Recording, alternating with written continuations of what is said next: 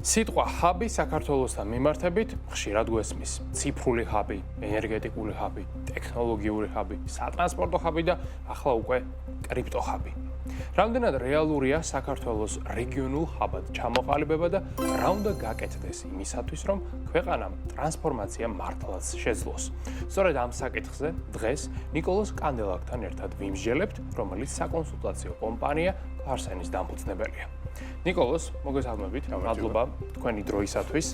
მინდა საუბარი დავიწყოთ სწორედ ჰაბის დეფინიციით, იმაზე ვთქვათ ორიოდე სიტყვა თუ რას ნიშნავს კრიპტო ჰაბი, რადგან სატრანსპორტო ჰაბთან თუ რაღაცები გასაგებია, კრიპტო ჰაბთან მიმართებით ცოტა არ იყოს და ბევრი კითხვის ნიშანი არსებობს თავისი დეცენტრალიზებული ბუნებიდან გამომდინარე. აქ გავმარტოთ რეალურად რას გულისხმობთ, როდესაც გვინდა რომ ქვეყანა ჰაბად პოზიციონირებდეს, არის თუ არა ეს ბირჟები, არის თუ არა ეს მაინინგ ინფრასტრუქტურა, რეგულაციები თუ ყველაფერი ერთად. კი ბატონო, კიდევ ერთხელ მოგესალმებით. დიდი მადლობა სტუდიაში მოწვევისთვის, მივესალმებით თქვენ მაყურებელს. ძალიან საინტერესო კითხვა არის იქიდან გამომდინარე, რომ საქართველოს უკვე შეიძინა ჰაბის შინაარსი შუადერეფნიდან გამომდინარე. შუადერეფნის კონცეფცია არის ერთ-ერთი დრაივერი, რომელიც ჰაბს უყრის ფუნდამენტს საქართველოში. ამ კონცეფციას, რა თქმა უნდა, ანალოგიურად შეიძლება მიებას კრიპტო ჰაბის კონცეფცია. იქიდან გამომდინარე, რომ გვაქვს უკვე გეოგრაფიული მდებარეობა, ამას უნდა დავამატოთ, რა თქმა უნდა, ინფრასტრუქტურული არსებობა კრიპტო ინფრასტრუქტურის და როგორც იცით, საქართველოს ერთ-ერთი პირველი იყო ბიტკოინის მაინინგში და რომელიც ეს არის პირველი ლეიერი, ასე ვთქვათ, პირველი შრე იმისთვის, რომ მასზე დაეშენოს შემდეგ უკვე სხვა ინფრასტრუქტურები. მეორე ინფრასტრუქტურა ეს არის უკვე აპლიკაციები, ეს არის exchange-ი, ანუ გადაცვლის მომსახურებები კრიპტოს გადაცვლის ფულადსახსრებში, ბირჟები და რა თქმა უნდა, ეს არის საფინანსო სექტორთან ინტეგრაცია. ეს არის ძალიან მნიშვნელოვანი კომპონენტი ინფრასტრუქტურის, რა თქმა უნდა, ჰაბს ასევე უნდა ახასიათებდეს მოქნილი რეგულაციები იმისთვის, რომ მოიზიდოს ინვესტორები გარედან.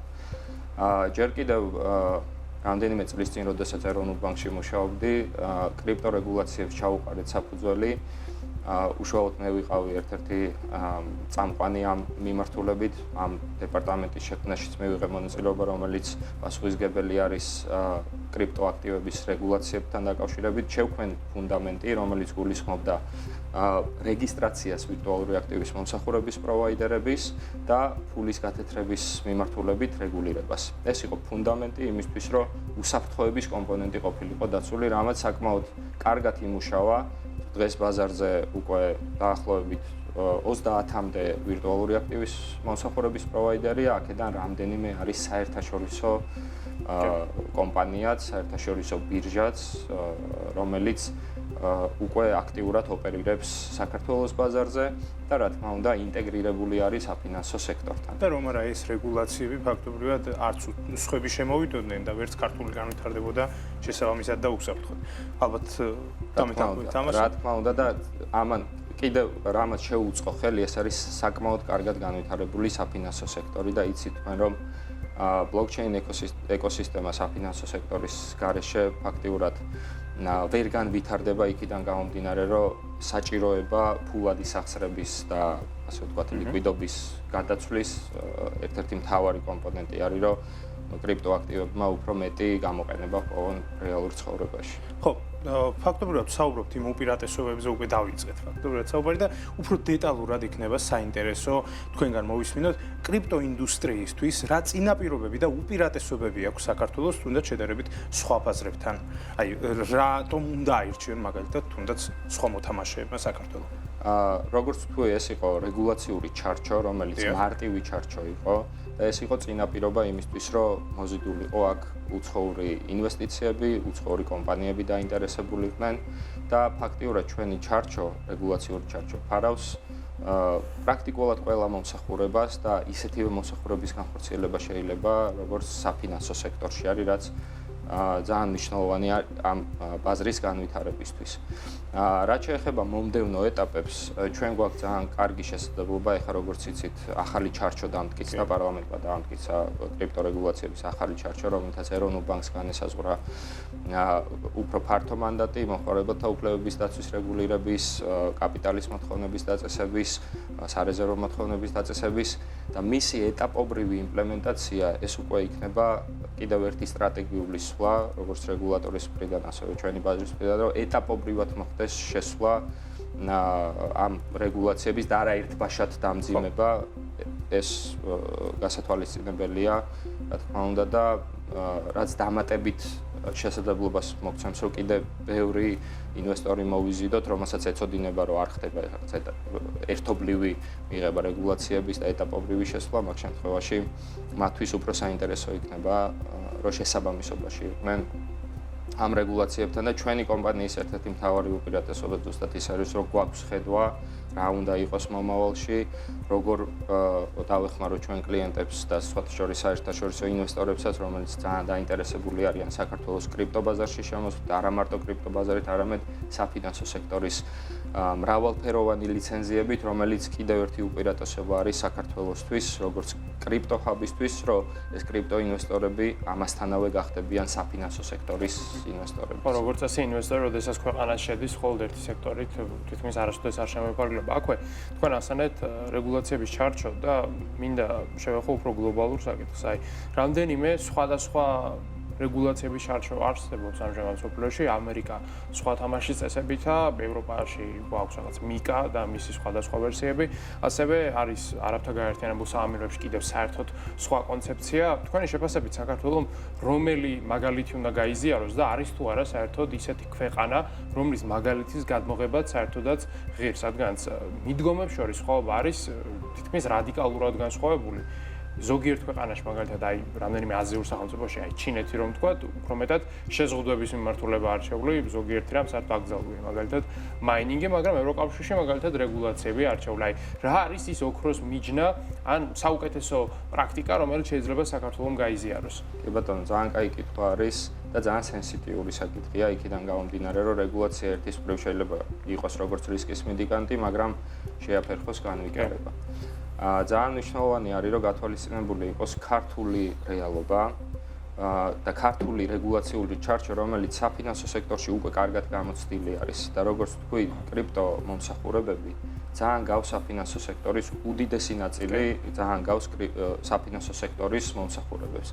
ეგ იმას ნიშნავს, რომ მათი რეგულაციებიც უნდა იყოს არსებულ ჩარჩოზე მორგებული, არსებულ ტრადიციულ საფინანსო რეგულაციებზე მორგებული იმისთვის, რომ არ მოხდეს არბიტრაჟი, ასე ვთქვათ, გადადინება ან გვერდის ავლა არსებული რეგულაციების, ამასთანავე არ მოხდეს ისეთი რეგულაციების მიღება ტრადიციული საფინანსო სექტორისგან განსხვავებული რეგულაციების მიღება და დამძიმება კრიპტო სექტორის, რომ კონკურენტული უპირატესობა დაიკარგოს. ეს არის ძალიან მნიშვნელოვანი ფაქტორი, რომ გათვალისწინებული იყოს არსებული ქართული რეალობა, რომელიც დაფუძნებული არის ევროპულ სტანდარტებზე, თუმცა გათვალისწინებული არის ქართული კომპონენტები და უკვე კარგად გამოცდილი პრაქტიკები არსებობს. მაგალითად, იგივე მომხმარებელთა უფლებების დაცვის კუთხით, სარეზერვო მოთხოვნების კუთხით, აღრიცხვიანობის კუთხით და რეპორტინგის კუთხით, რომელიც უკვე გამოცდილია და შესაძლებელია ძალიან მარტივად მოერგოს კრიპტო სექტორს და მარტივად მოხდეს მათი იმპლემენტაცია უკვე კრიპტო ბაზარზე, რაც არ იქნება დამატებითი თვირთი და განმასხვავებელი ფაქტორი კრიპტო სამყაროსთვის. აქვე აუცილებლად უნდა ჩაგეკითხოთ ერთი ასეთი რამ. ცხადია კრიპტო ბაზარს, ზოგადად კრიპტო ინდუსტრიას აქვს რაღაცნაირად ორი კომპონენტი. ერთი არის ეს საფინანსო წმინდად, რაც ბანკებთან ახლოს არის და ალბათ მომხმარებლების უმეტესი ნაწილისათვის უფრო გასაგებია ტრანზაქციებზე მაგალითად საუბარი. და არის მეორე ნაწილი, რომელიც უფრო არის კაპიტალის ბაზრის მსგავსი, ბირჟები, ინვესტირება, პოტენციური სარგებლის მიღება, ზოგიერთ კოინს მაგალითად yield-იც აქვს, ამონაგები რაც არის. ამ შემთხვევაში საქართველოში გასაგებია რომ ფინანსური სექტორი არის გამჭვირვალე და გასაგებად რეგულირებული და ვთვლი რომ ქართული ბანკები შეიძლება განვითარებით უკვე ძალიან ბევრ დასავლურ ბანკსაც კი ჯობდნენ, მათ შორის რეგულაციების გათვალისწინებით, მაგრამ საქართველოში de facto არ არის განვითარებული კაპიტალის ბაზარი. საქართველოს საფონდო ბირჟა დიდად არც არსებობს. შესაბამისად, ამ მიმართულებით, რაც უკავშირდება უფრო მეტად კაპიტალის ბაზარს, ინვესტირებას და საფონდო ბირჟებს, აი ის სინერგიული, ასე ვთქვათ, რეგულირების სტრატეგია იმუშავებს თუ არა, რადგანაც ერთ მხარეს ფაქტობრივად არაფერი გვაქვს, მეორე მხარეს ყველაფერი გვაქვს. როგორ უნდა მოახერხოთ კრიპტობაზრის რეგულირება, აი ინვესტიციების და კაპიტალის ბაზრის მიმართულებით, როცა ეს სექტორი ქვეყანაში როგორც ასეთი ძირითადად განვითარებული არ არის, ისევ ბანკების გავლით ვახდენთ ინვესტირებას ამერიკულ საფონდო ბირჟებზე. კი ბატონო, ესე ძალიან ერთ-ერთი მნიშვნელოვანი გამოწვევა არის ჩვენი ბაზრისთვის. როდესაც კრიპტორეგულაციებს ვიღებდით, რა თქმა უნდა, მარტო ვირტუალური აქტივის მომსახურების პროვაიდერებისთვის ეს ჩარჩო არ შეიქმნა. რამდენიმე ტიპის მომსახურების განხორციელების უფლება აქვს ბროკერს, მიკროსაფინანსო ორგანიზაციას, ბანკს და მიკრობანკს. შესაბამისად, ეს უზრუნველყოფს უკვე ამ კრიპტო სერვისების იმპლემენტაციას, ერთობლივი პროდუქტების მოფიქრებას. ერთ-ერთი მთავარი კომპონენტი, რომელიც კაპიტალის მეორადი ბაზრის განვითარებას დაეხმარება, ეს არის ტოკენიზაციის ფაქტორი.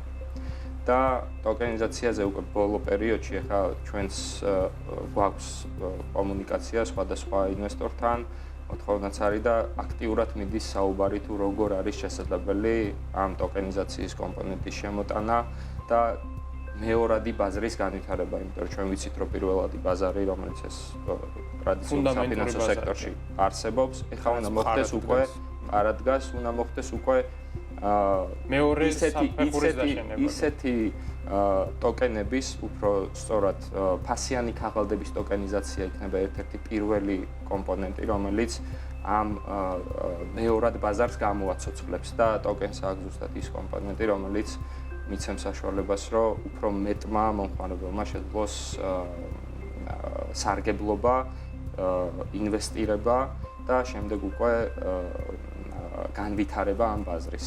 აი, ტოკენიზაციის ჩართულობით. თემა აუცილებლად უნდა გავაგრძელოთ. თქვენი შეფასებით ყველაზე დიდი პოტენციალი ტოკენიზაციის კუთხით, რომელ აქტივების კლასს ან სექტორს შეიძლება გქონდეთ. რამდენიმე მაგალითი მახსენდება, ერთი თეორიულად შეიძლება იყოს მაგალითად კომერციული უძრავი ქონება, სადაც შეიძლება კარგად ტოკენიზაციის გამოყენება, ასევე თეორიულად შეიძლება კაპიტალის ბაზრის ალტერნატივის განვითარება, არა აქციების გზით, რადგან საქართველოში IPO ცოტა არ იყოს და წარმოუდგენელი მგონია ამ ეტაპზე, მაგრამ თეორიულად შეიძლება თუ არა კომპანიების წილების, ასე ვთქვათ, გასხვისება ტოკენიზაციის გზით. იქნება თუ არა ეს შესაძლებელი დღევანდელ რეალობაში. ნახეთ, დღევანდელ რეალობაში არსებობს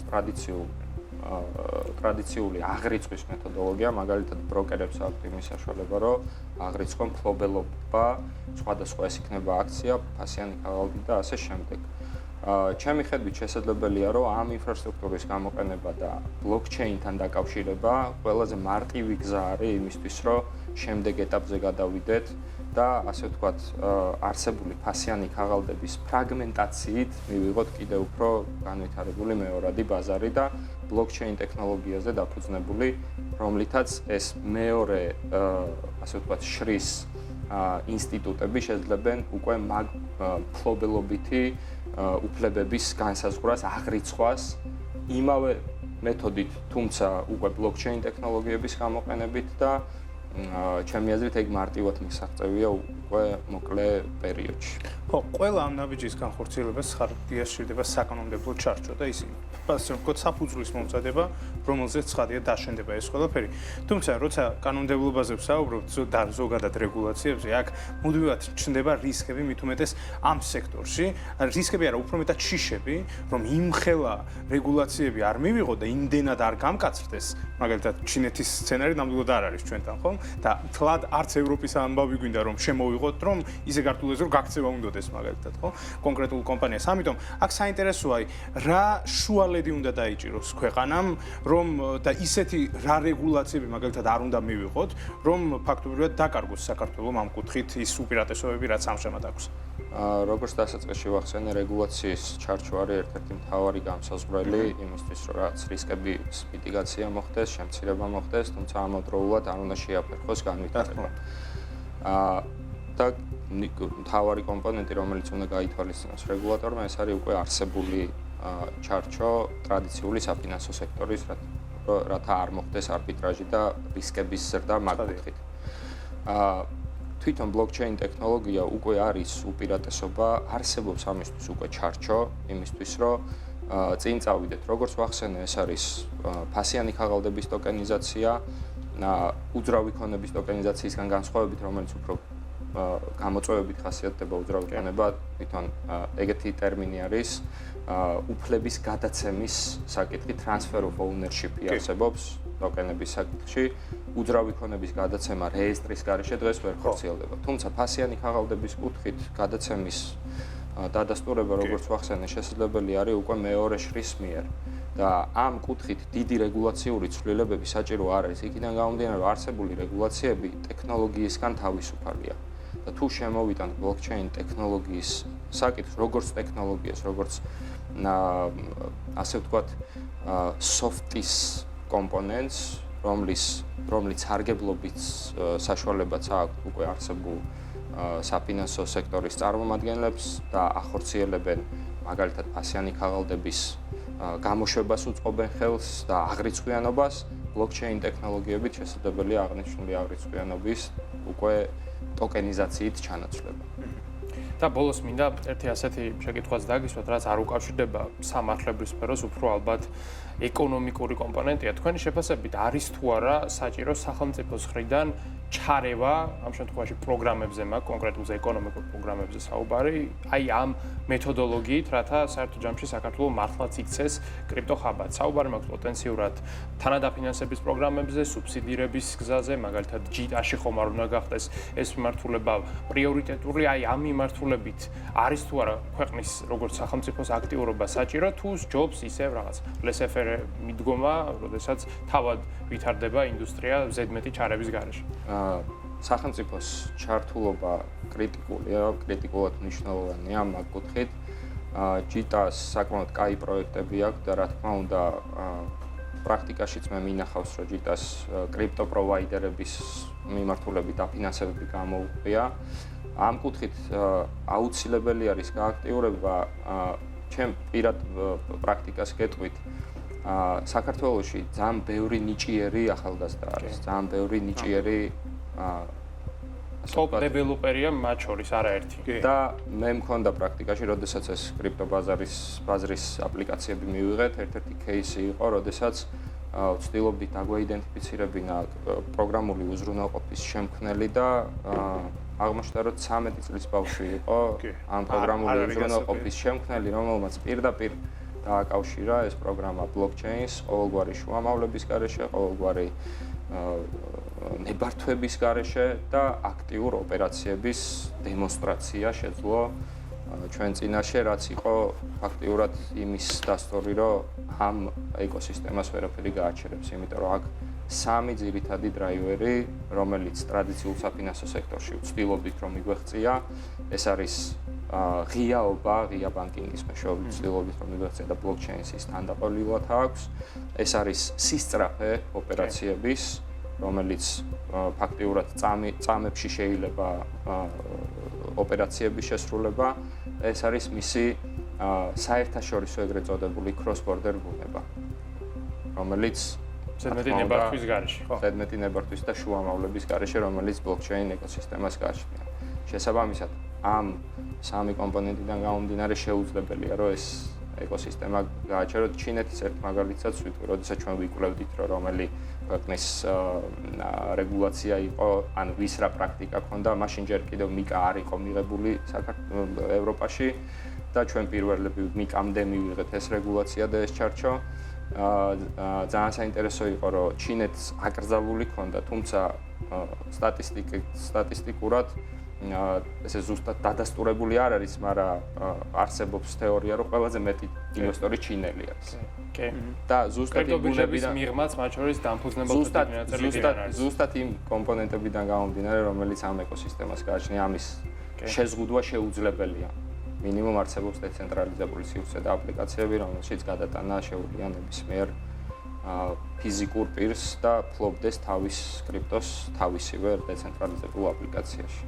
ნიკოლოზ, დიდი მადლობა ძალიან საინტერესო საუბრისთვის. ნამდვილად გამორჩეული ინდუსტრია, რომელიც საკმაოდ სწრაფი ტემპით ვითარდება და იმედი ვიქონიოთ, რომ საქართველოს ამ მიმართულებით მაინც შეეძლება ხაბად ჩამოყალიბება და ეკონომიკურად განვითარება. მადლობა კიდევ ერთხელ თქვენს, მადლობა და თქვენს კომპანიას Clarksenსაც. მე კი ამით დაგემშვიდობებით. ნახვამდის.